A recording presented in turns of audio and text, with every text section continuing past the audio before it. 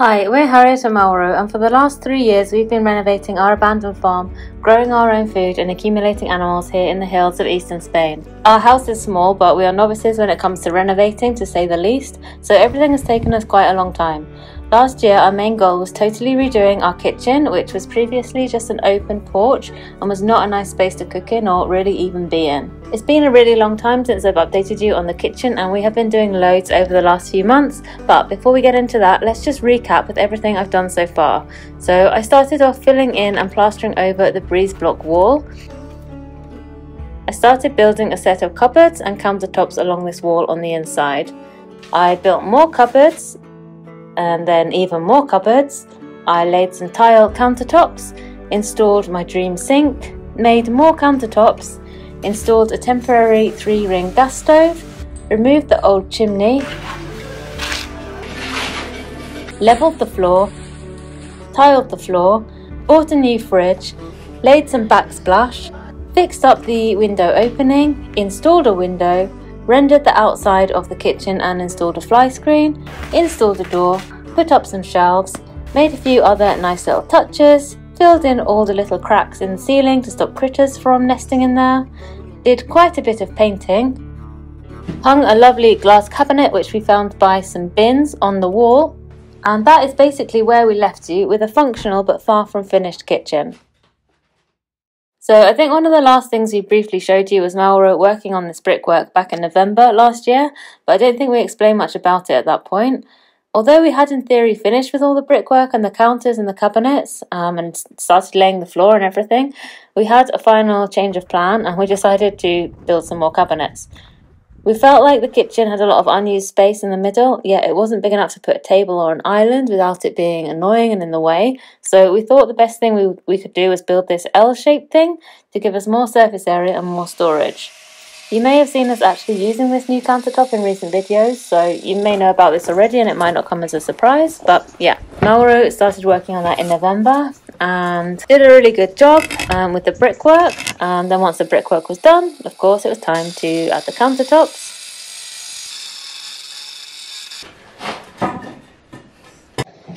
It gets really dark.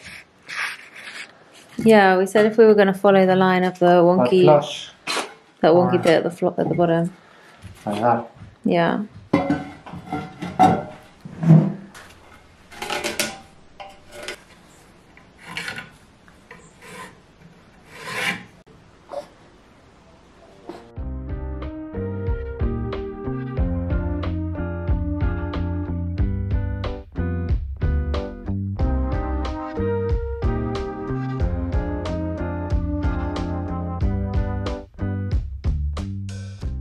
So this countertop has a slightly wonky shape because we're following another wonky line which already existed, which is the level of the floor. So we put some wooden planks in the weirdest triangular gap just so that when we plaster it underneath we've got a solid surface to plaster. It was easier to cut the wood than to cut these bricks, so that's why we've done it that way.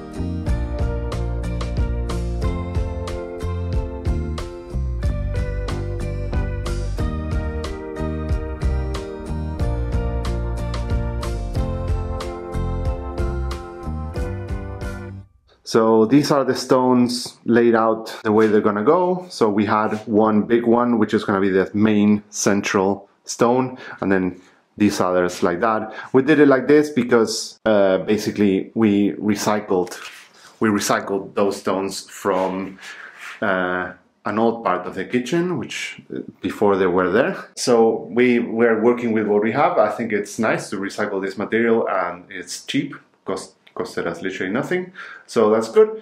But yeah, I think the main difficulty is that the stones are not the same thickness. I think that's the main thing. I don't mind so much. I think what I've been thinking about this, that one of the main advantages of having a very rustic looking, not straight line looking house is that the line between rustic and not very well finished is very thin, so you can get away with just not knowing what you're doing.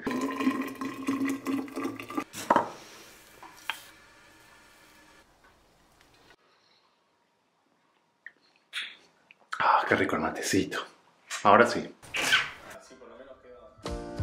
Another reason we wanted to use this marble was because all of the other countertops are tiled with smaller 15cm tiles, which although we love them, we did want to have a surface which had just a more solid flat surface so that it would be ideal for kneading bread. As you can see, we're also building this countertop quite high. Again, the theory is that it should be the perfect height for Mauro, the bread maker in this household, to knead bread up. These marble slabs had been sanded down really thoroughly because they had been extremely dirty, and it was a miracle that we had just enough to fit in this space. Meanwhile, at this point, I was looking after a newborn, so I just did a few simple little things here and there when I could, like painting, basically anything I had time for in very small stretches of time. I've got 3 cupboards done today, it's a record, including my Marmite cupboard.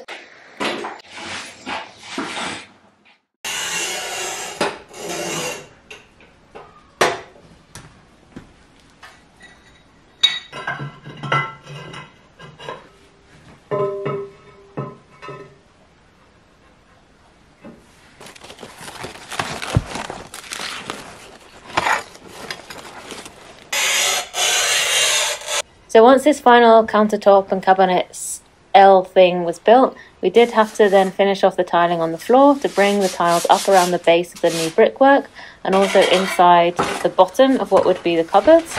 And of course I also needed to tile the countertop, which didn't have marble slabs. Okay, it's been a while. Let's see if I can find the tiles amongst all of this stuff. I think that's them there.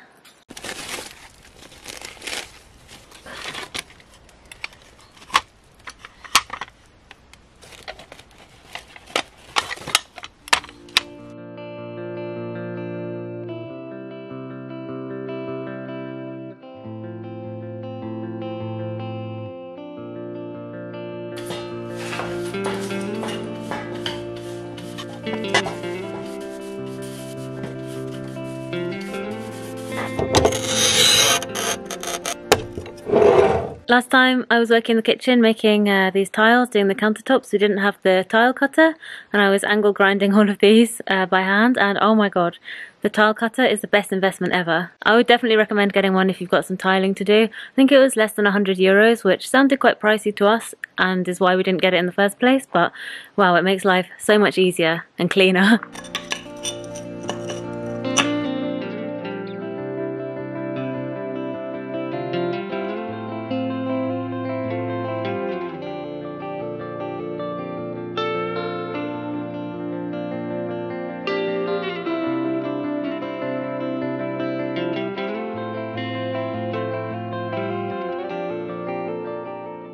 We did eventually plaster the new counters too, although I don't have any footage of that, and then it was time to figure out how to put some shelves in them, something which historically we had not been much good at.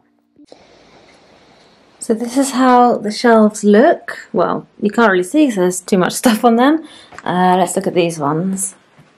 It's a bit dark, but this is how the shelves look now. They are not fixed in place because I need to stain them and treat them for woodworm and stuff like that, varnish them, but this is basically how they're going to look. Out of the 3 styles of shelves that we've got so far, we've got these ones, we've got masonry shelves, which I laboriously tiled on top, which I think looks really nice, and they're very easy to clean, but it was a lot of work.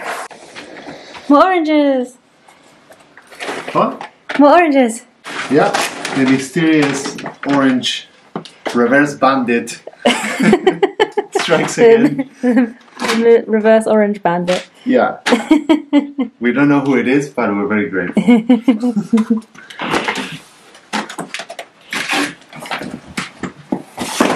And the other style of shelves, which are the first ones that I did, are just this like cheap, what do you call this kind of wood? Chipboard? I don't know. I don't know. Oh, whatever it is. It looks bad, it's cheap, it's rubbish, it doesn't support a lot of weight, it's too thin, and I'm not happy with it. So I'm going to take out all of these shelves along here, and I'm going to do them the same way I've done these ones.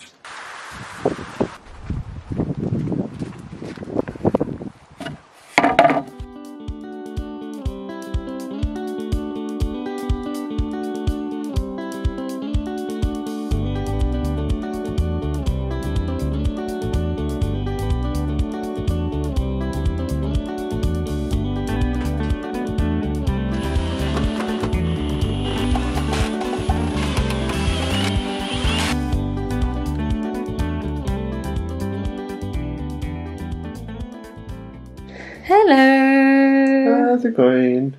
Hello. How many shells have you done? None. No full ones. I see one. Well, yeah, it's not done. I feel like this is just taking a lot longer than it should. I think I need to figure out how to focus on a drill bit. Sharpen drill bits, because I'm guessing that's the issue. It's only brick, shouldn't be taking me hours to drill through it. So I'm currently plastering the top of these cabinets, as in like the underside of the roof. This is what they look like if I don't plaster the roof, which is just like the bare brick that they were built with. And this is what they look like now I've plastered it. In fact, this one is still wet, so this is what they look like plastered, smoothed over, and not yet painted. This has got to be one of the worst jobs to do in this kitchen. It's awkward, it's messy, and it's hard to do well. Does it matter if the undersides of these cabinets are plastered? Will anyone ever see them? Probably not, but I've done them all so far, so I'm going to do these last ones as well. There's no way I'm leaving them.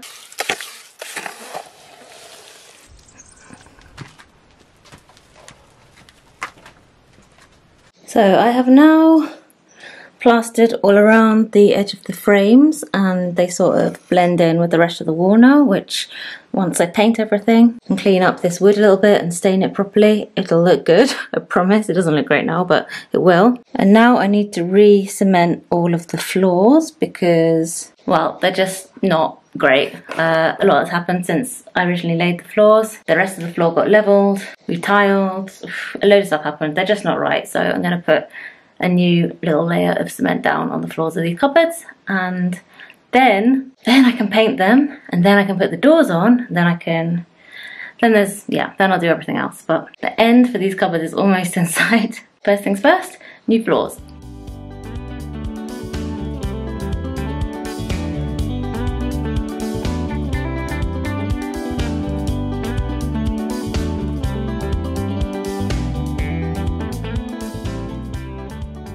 Okay, that's done. In the end I only did 3. The other 2 down here are actually not too bad.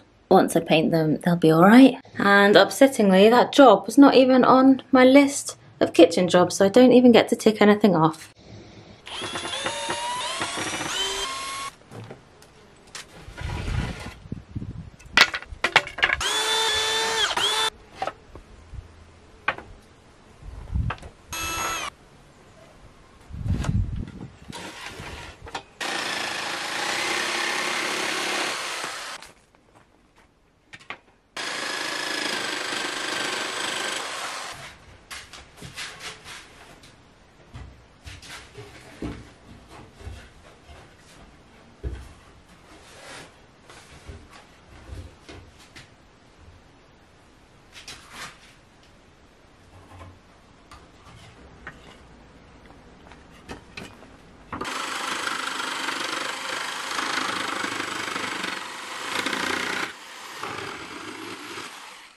Okay, I know we kind of jumped from these cupboards looking awful to looking a lot better without much explanation in between, but for a long time I really wasn't sure whether to try and salvage them at all and to put doors and frames and stuff around them and make them look like these other ones over here, or whether to just give up on them and hang curtains in front of them. Anyway, I did continue with them, and this is very exciting because this is the final cabinet door which I've just managed to salvage. It was actually my mum who made these doors a long time ago, so it was kind of in honour of her and her hard work that I wanted to save them. A lot changed since she originally made them. Like I said, the floor got levelled, the height of everything changed, and I put the surrounds, the wooden surrounds around the cupboards, so that all changed the original sizing of these doors. So they did need a little bit of work to cut them down to the right size and re-sand them and refit them, but they are all done now. So I'm going to put this final door in place. Hopefully it should fit well. There we go, that is going there. So we now have 4 cabinet doors. I just need to fix them on. Obviously we cannot fit a door in here anymore because we've got this big fridge, which we were not originally planning to have such a big fridge, but we changed our mind and we're very grateful for it. We love it.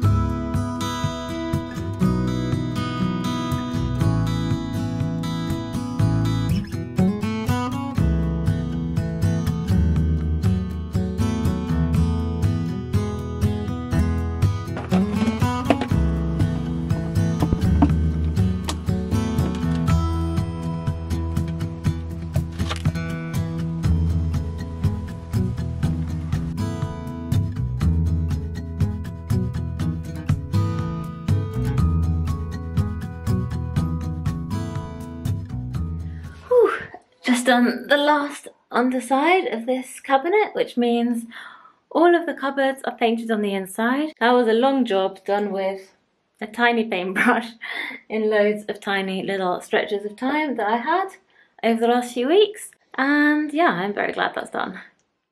Come and look at this, Mel. Okay. Whoa! Do you notice anything different over here? So clean. No stuff. You noticed straight away. Look, look, look, look. Nice. Things in cupboards. More things in cupboards. It's no good to have this countertop clear, finally. This is appliances countertop. This is always our aim here. We've got our spices here, which we're storing in the wrong dimension. We need to get them off here and store them on the wall. Do you think I can turn this into a spice rack? Just like turn it on its side and put some shelves in? Yeah, absolutely. You could. Yeah. That's great.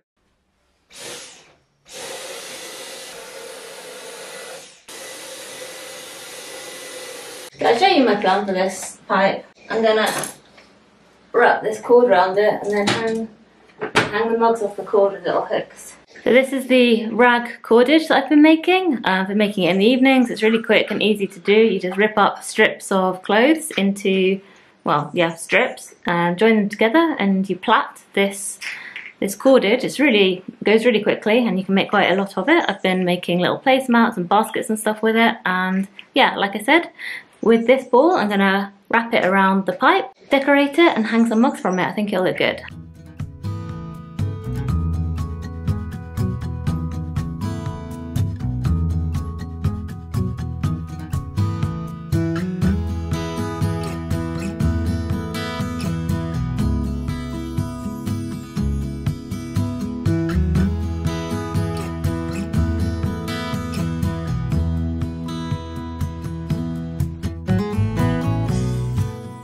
I did ask for ideas about this pipe a long time ago, and this is kind of a combination of ideas, different ideas that people had in the comments, so thank you. Lots of suggestions to cover it with something, wrap something around it, yarn bomb it, cover it with plants, which I like, and another idea to hang stuff from it. So this is a combination of both of those ideas.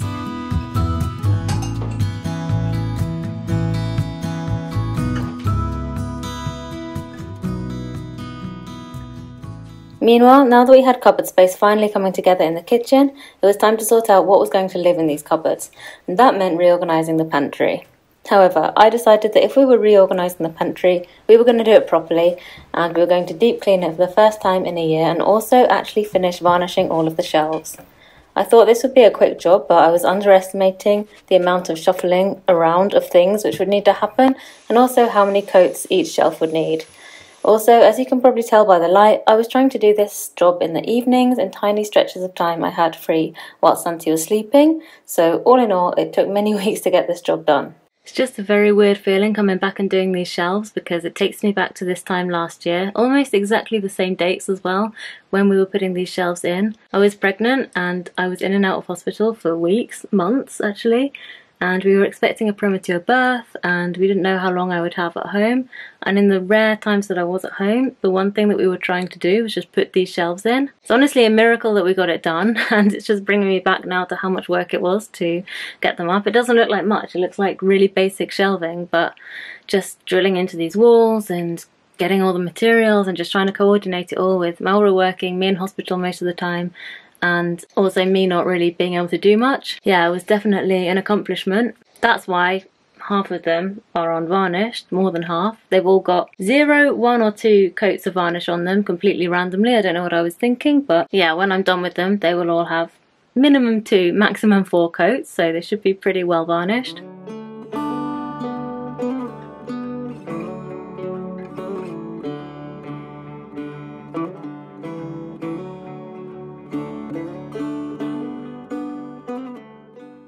I think today is finally the day. We've had hospitalizations, we've had sleep regressions, we've had holidays. It's been such a long time since I last worked on these shelves in the pantry, but I think today I'm going to finish them. We have got 1, 2, 3, 4, 5, 6 sections left to do. That is all. No, that can't be right. Oh no, it is.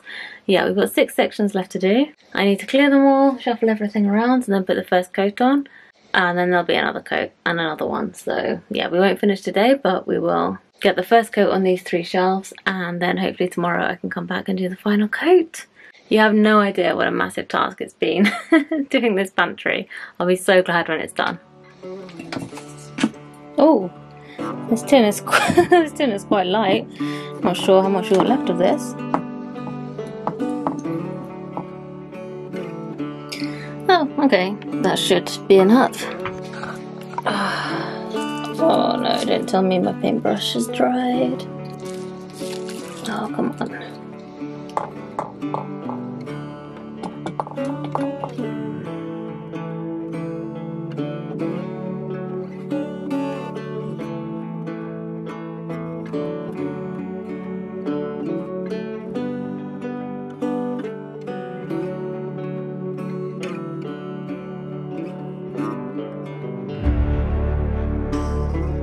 I would love to say that the pantry is now the perfectly organised pantry of my dreams, but we're not quite there yet. However, having the shelving finally finished was a massive job ticked off the list. Meanwhile, I was also determined to finish all of the cupboards and cabinets, and that meant varnishing and fixing in place all the little pallet wood shelves which I showed you earlier.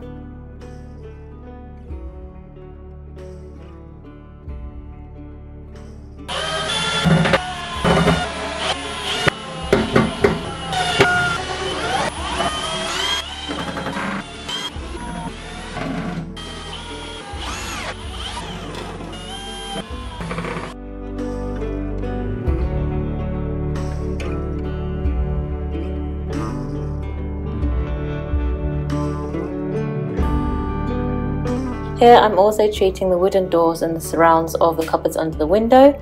This job was going absolutely fine until I ran out of my first pot of wood protector and had to go and buy some more.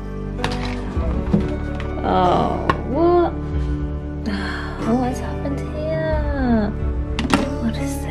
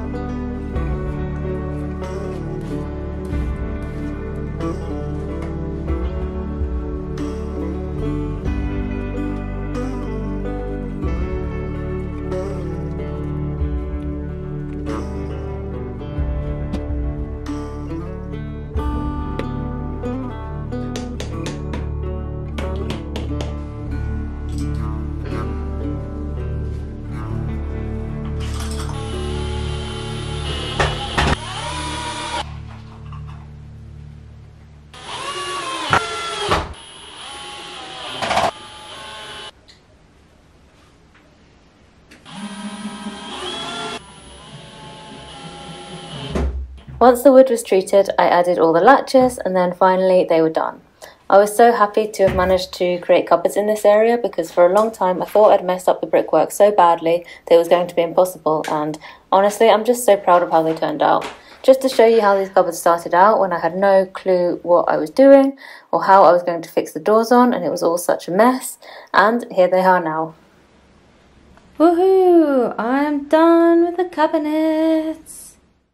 So this is how the kitchen is looking at the moment. It is a mess. I haven't had time to clean it for this video, I'm sorry. But yeah, I just wanted to show you where we're at, because lots of exciting changes are about to happen in the next couple of weeks with this kitchen. So I did just want to capture what it looks like right now before that happens. Tomorrow something super exciting is happening, which has to do with these bits of wood that I am screwing onto the wall. If you can guess what they are, let me know in the comments, but this is a very exciting improvement which we are really looking forward to, and that improvement paves the way for something else equally exciting, which should also be arriving tomorrow. Just thinking about what this kitchen looked like a couple of years ago when we first moved here. It's not perfect, it's not finished, but it's probably the best kitchen I've ever had in a house that I've ever lived in, so I'm pretty happy with it, and I'm honestly just, yeah, really proud of where we've got to. Thank you for watching this video, and if you're not subscribed, definitely subscribe to see what we do next in here, because yeah, like I said, it's super exciting.